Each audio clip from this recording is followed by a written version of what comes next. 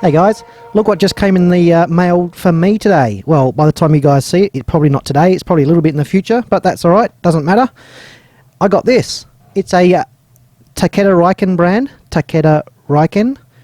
Digipet-60 Toyomura ham equipment. I guess the distributors or the, I don't know, another brand name. But it's a Digipet-60 and it is a frequency counter. On the back there, manufactured by Takeda Riken. Made in Japan, Japanese made. This thing is a bit of an old school bit of kit. And if you look in the front there, you might be able to see the display. It's actually Nixie tubes. 5 Nixie tubes in there. It's a frequency counter, as evidenced by the kilohertz and megahertz on the front. Selectable impedance and sensitivity in voltage. 1 mega ohm or 50 ohm impedance, input impedance, and sensitivity of 0.05, 0.5 and 5 volts RMS.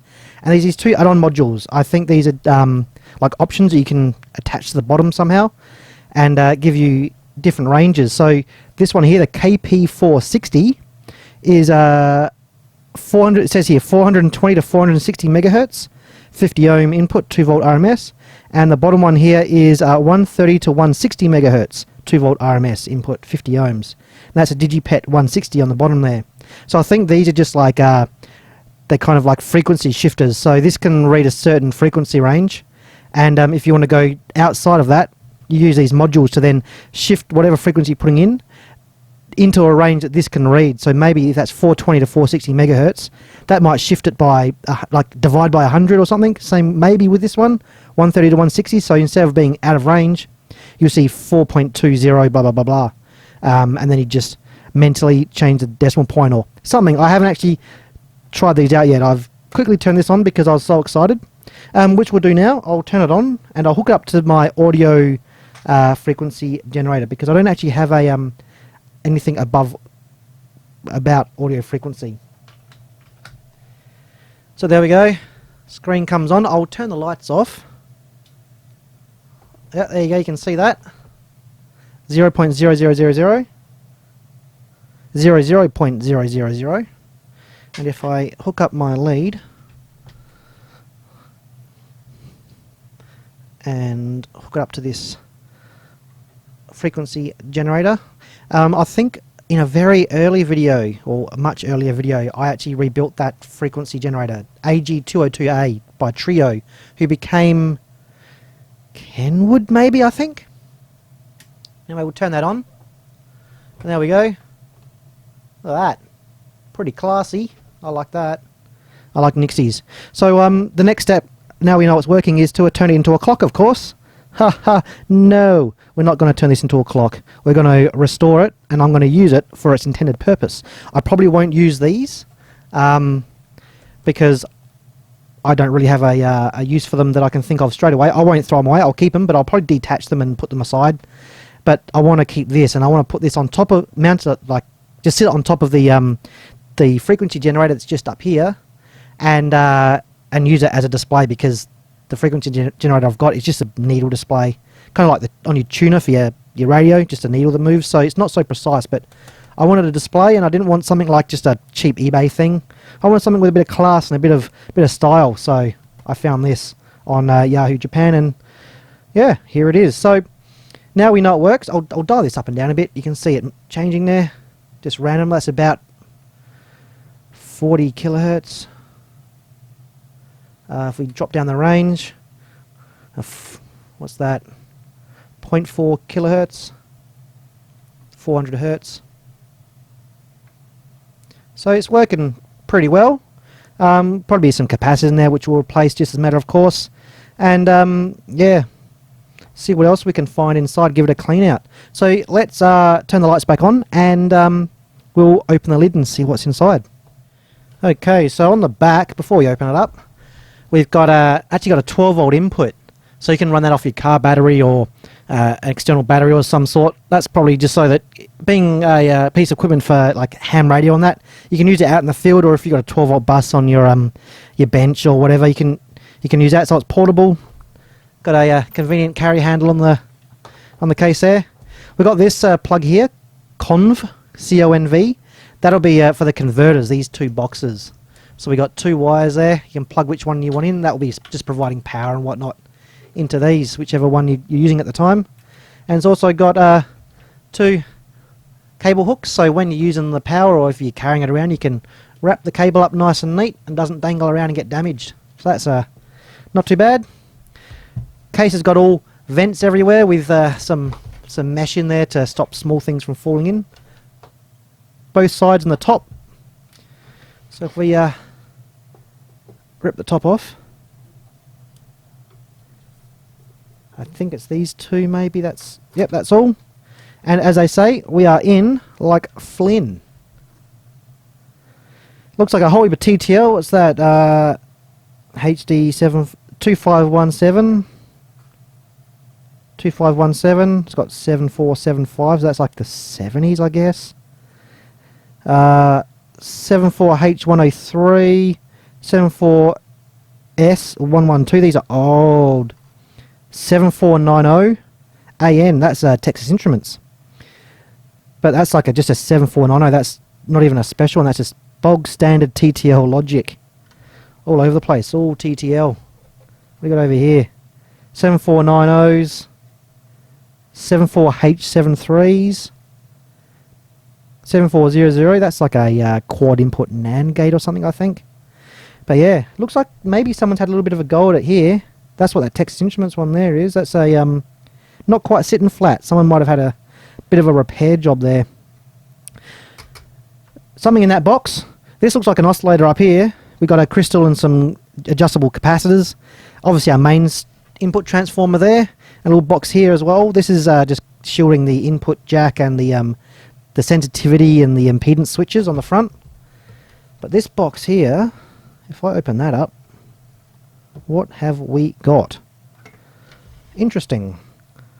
I'll zoom in a little bit. So we got an inductor, big capacitor, looks like a power transistor or something there. A473 in a green package, green TO220 package. Looks like a stud diode as well. And a transistor or some sort of metal packaged chip. Variable capacitor and a inductor and a few other bits and pieces, capacitors and stuff. That's looking to me either like an oscillator, but I'm leaning more towards a like a buck or a boost converter maybe. I have to have a bit of a deeper look into that. But the fact we've got a diode, a big capacitor and a big inductor and like a chip here, something inside there, I can't actually read what it is because the number is actually around on the side. I can't see it. But yeah, that's looking like power supply, and the fact that it's shielded would make sense so that you're not getting interference into the rest of the circuit coming out into all the TTL chips. So next thing I want to do, I think, is have a look at these other boxes underneath. So I'll zoom back out and we'll see how to get these other boxes off the back side of this frequency counter. Okay, we've got 4 screws, so I'm assuming these probably go all the way through. Nope, they don't. It must be attached from the inside. These are only little short screws.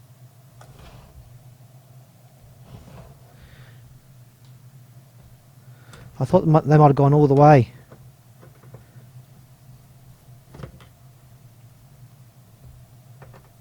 I guess you're just expected to bolt the thing together yourself. Ah, yeah, we got screws inside, so that's how it's held together. So you got to take the cover off and screw it down and then put the cover back on. So a lot of RF wizardry there.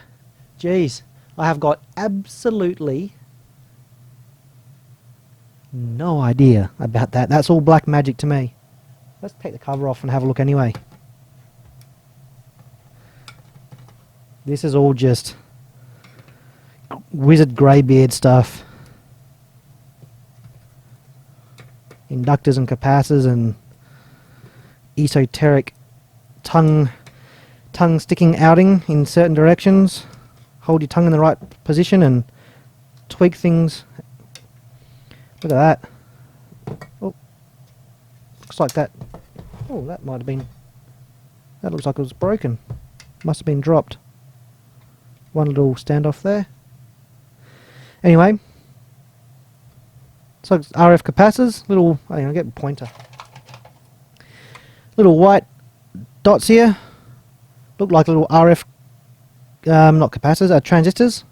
Trim pots, which I am not going to touch because they would be positioned at the right phase of the moon with the right coloured socks and your tongue at the right angle, and you know, all that sort of say a prayer and get the right angle. Power's coming in here.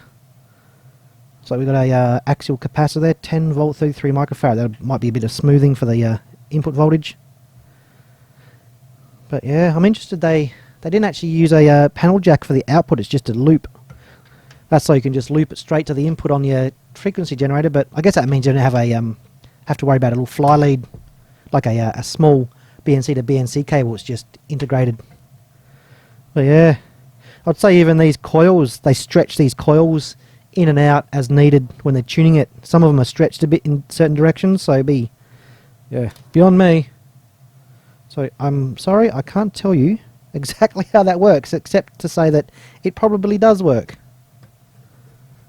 I'm expecting the next box will be rather similar.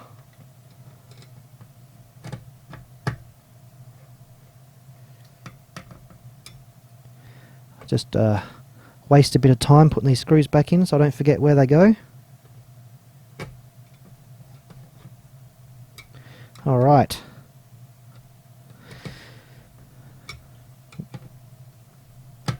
Next lot of screws to undo. I'll get rid of that. And see how deep we can get.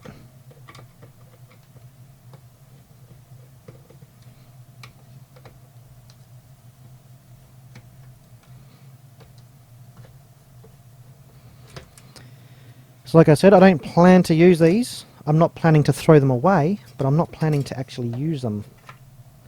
So I've got 4 more screws. I don't actually do much ham stuff. It's not something that ever really struck me as a thing like that I was really into. I sometimes thought, yeah, it might be fun, but I just never got into it. Maybe I should. More metal cases, but these ones are soldered on. A few loops of wire here. Geez, these are like literally one loop down the bottom here. Elna caps. Elna don't actually make axial caps anymore. Usually I just replace them with Nichicons, I think. Yeah, I can get them from Akihabara if I wanted to replace them. 220 mic and a 470 mic, both 6.3 volts. That'll be easy to find. A few little holes in the brass. This is actually brass covers for the little dials to, or the variable capacitors to hold your tongue at the right angle once again. And it looks like this is held on from the inside of this. So I gotta take everything out of here to undo the screws to remove this. Oh no, I don't. Ha ha ha ha! I just got to take the bottom panel off. I'm getting a good pile of screws here. Be careful. Alright, that hopefully. Oh, come on.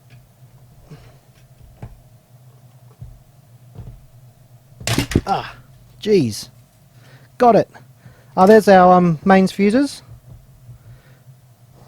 Because it actually says on the back, line fuse inside.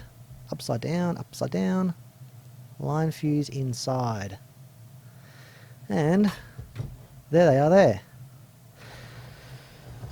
So very, very typical old school 70s layout. You can see it's all like kind of curvy and stuff. That's because it's all hand laid out with crepe paper on a transparency sheet. Sometimes it's done at full size, sometimes it's done at like larger than life size and they shrink it down. Looks like there's been some repairs done here. What's that on the other side? Is that the inductor? No, just some wires. Oh, it must be just hand soldered for the inductor, the big inductor. I think that's just hand soldered for that.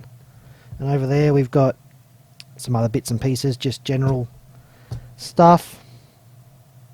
Someone had a bit of a go, but it seems to work, so whoever had a go at it, at least they seem to know what they were doing. So I'm going to move this out of the way. I'm going to zoom out a bit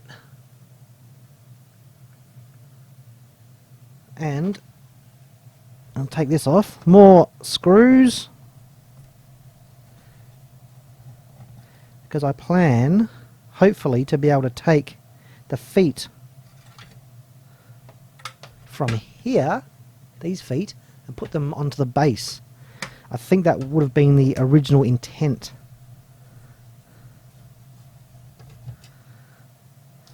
That when you get the display box, you kind of just take the feet off and insert these extra boxes kind of in between, and it all just screws back together.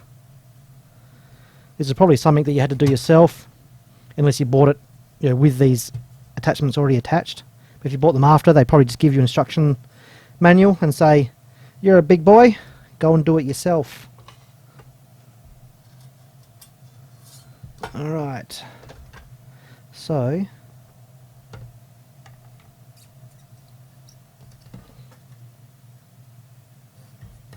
yeah,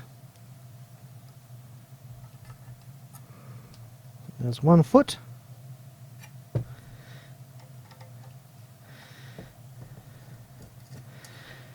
Two feet.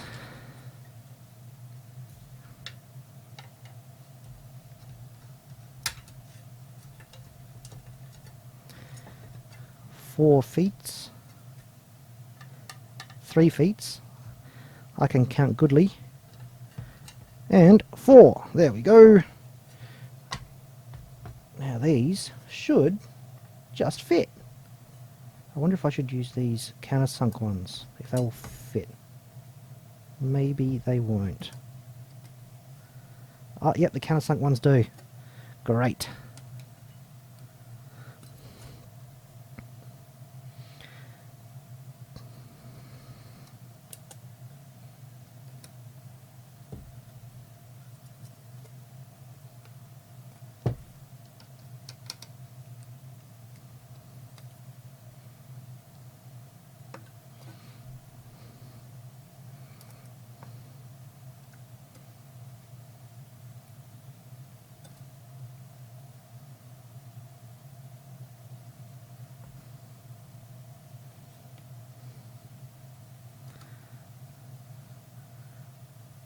Alright, there's our feet installed. I can put the bottom cover back on. I'll probably take it off later because I'm going to do some capacitor replacements. I think those screws were the ones. That would do anyway.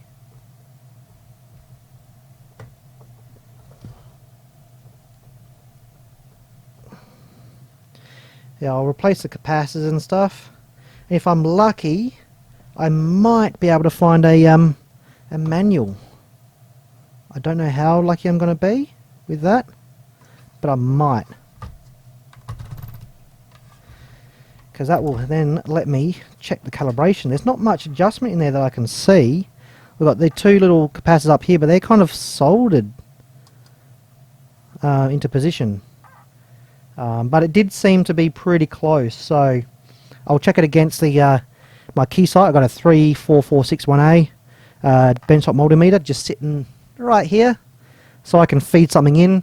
I can measure it at the same time on this and on the multimeter, because I know that's in calibration, that's brand new, so I can compare the readings and see what the go is. But this doesn't seem to have really... There's this little capacitor down here. That has been bodged in, not bodged in, but that's a replacement. Definitely, it's not sitting right, and it looks a lot newer than the rest of the stuff. It's a like a plastic piece compared to these ones here, which are kind of like exposed frame, sort of old school style. But that's probably to do with the frequency of the power supply or whatever that section there is. But there's not much calibration that can be done in here. Anyway, that I'll check out in a second, because I'm going to make a list. And I'll replace the electrolytics just because I like to do that. It's hard to tell how old these things are. They're all United Chemicons too. That's nice. Japanese made device, of course, has Japanese made capacitors. Alright, well, I'm going to go make a list. I'll head down to the Akihabara and grab some parts. I'll be back in a second, and we'll do some replacements. Okay, so I've got all the capacitor replaced in this thing. All new capacitors everywhere. Given it a bit of a clean up. New rubber grommets on top of the Nixies because they were all hard and brittle and stuff. So I managed to find exactly the same size. All nice there. Polished up that input jack. So it's nice and shiny again. Put it all back together and it didn't work. It was kind of working when I bought it, but now it's not. I'm not exactly sure why. I'm still tracing it down. I thought it might have been the little board here. This is like a oscillator board that sits like a piggyback sort of thing, but it's giving it a really messy signal, but it doesn't seem to be the direct problem. What I've done is I've stuck in a signal into the front here, and I'm tracing it through the circuit, and I found that there's a point where it stops, and it's quite early on. So I'll zoom in on the schematic here. I managed to get the schematic. Awesome guy at Advantest has gone and scanned it for me from the original book. They only had one book left. So he's gone and scanned the whole book, and I've got all the information I need. Well, hopefully all the information I need. The schematics anyway, which is fantastic. So basically we've got the input sitting over here. Comes in, we've got a decoupling capacitor there. Remove any DC offset and whatnot. We've got a few switches. This one here is switch 1. That's for the sensitivity. So depending on where you switch it, it's going to switch in and out some resistors over here to attenuate the signal or not attenuate the signal. 0.05 volts, 0.5 volts or 5 volts RMS, depending on how much or how big your signal is. There's another switch down here, 50 ohm or 1 meg ohm impedance. It just switches in a 51 ohm resistor in and out of circuit, down to ground. So after all that, that's okay because I'm getting the signal I put in here. It's coming out over here. Trace it through. There's this FET over here, MK10-3, I think that is. It's hard to read from this distance, and it's very, very small. But it's a FET here. We're getting the signal coming out of that FET to this transistor here. There's a series of 5 transistors, 5 or 6, 5 of the same type. This is actually a 2SC288A. There's no signal coming out of that, so I'm going to replace that. I've just ordered some. They're a funny little package. Look at that. It's going to focus on me. There we go. Old school ceramic little round package. I'm not sure what that package is called, but that is a 2SC288A is the actual part number for that one. There's a few other part numbers around the place of the same package type, like those two there, which are 2SC269s, both those two little white dots. But yeah, I've ordered a couple of these. I found a Japanese seller, a actual proper store, not just like not an online eBay Chinese seller, but a proper Japanese store that have these new old stock. So I'm going to grab some of those, and I'll replace that transistor and see if we get the signal coming through. These things are only like $1.20 each, so they're pretty cheap. May as well try and replace it and see if we get something through there. So I'll wait for that delivery to arrive and put a new one in there, and we'll see what happens. Alright, so I've pulled out the old transistor from down in here, and I got the new ones. I got 10 here, because there's a few other ones of the same type, other transistors the same type, so I thought I'd grab a few spares, just in case.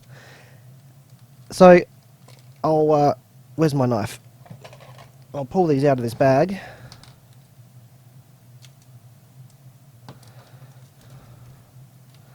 Just on a bit of tape there.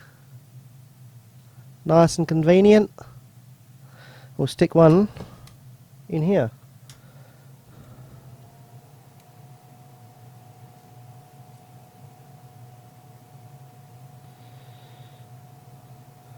Might need the old tweezers for this.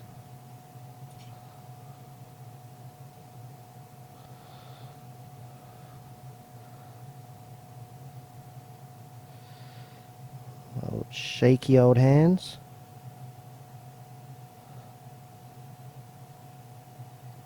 Alright, straight in the hole. Nice. That one just there. Hopefully this is going to make it work.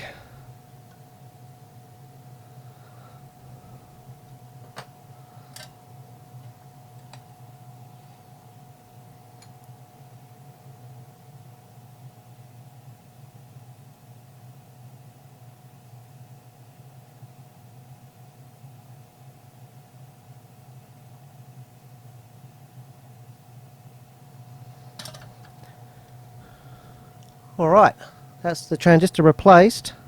Now it's a matter of hooking this all up and seeing if we get something on the display other than just zeros. I'll hook it up, back in a sec. Alrighty, got it hooked up to the function generator just here, audio generator, so we're around about 6,000 Hertz. And on a sine wave, I'll turn the output level down so we don't blow anything. Kilohertz on here, sensitivity, I will put it about there, 1 mega, and that's all good enough. Power on, zeros, that's looking alright so far. And if I turn up the amplitude, look at that, it's working. Oh yes, I'll turn off the lights. There we go, you can see it a lot better there. So if that's just under 6,000 Hertz, so if I turn that up to 10 kilohertz, oh yes, that is so good. I am happy with that. Okay, it comes down to a bit of a calibration here and there, but I'll do that and get this thing back together. So that is a win, I have to say. Let's go up a range. We're over because we're at what's that? 10,000 kilohertz. If I go to megahertz range, now we're not over anymore. We move the decimal point over. So that is working nicely.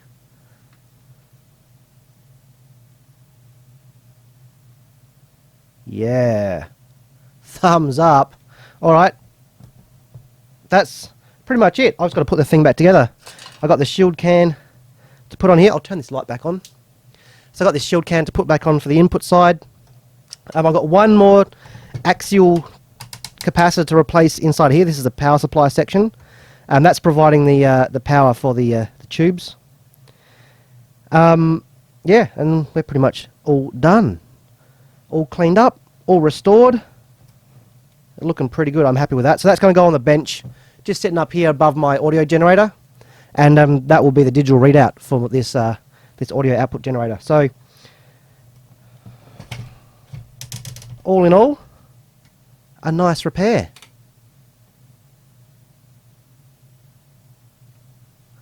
Working quite well.